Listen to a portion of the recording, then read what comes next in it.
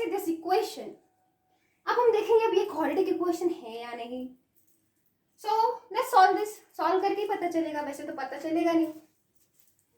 सो हम देखते हैं x² + 3x + 1 इक्वल टू, अब इधर ब्रैकेट आ गया और उधर डिग्री, ब्रैकेट की डिग्री क्या है 2। अब तो इसको सॉल्व करना पड़ेगा ब्रैकेट को, तो पहले फॉर्मूला देखेंगे। a - b ब्रैकेट स्क्वायर का हमको फॉर्मूला पता है, पर देख भी लेते हैं। पता है तो क्या हुआ, देखना जरूरी है, देख लेते हैं। तो a - b ब्रैकेट स्क्वायर, उसका फॉर्मूला है a² - b², माइनस है क्या प्लस, प्लस होता है, a² + b² - 2ab, ये है उसका फॉर्मूला। अब हम डालते हैं इसका फॉर्मूला इधर। a क्या है इधर x, b क्या है 2। सो a² मीन्स x² और b² means +2² -2 into a is x, b क्या है 2। अब सॉल्व करते हैं हम।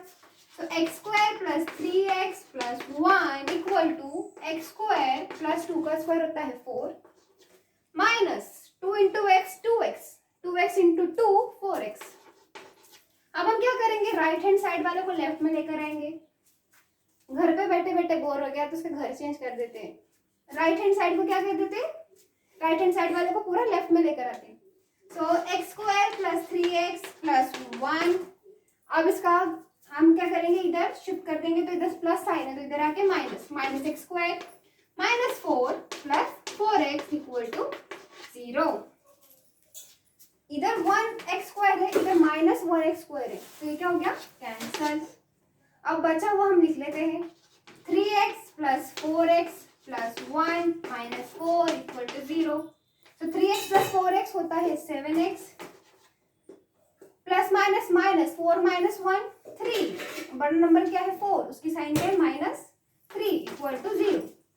अभी हमें एक इक्वेशन मिली, पर इसकी डिग्री क्या है 1 है। So it is not a quadratic equation, क्योंकि इसकी डिग्री 1 है और क्वाड्रेटिक इक्वेशन की डिग्री क्या होती है 2।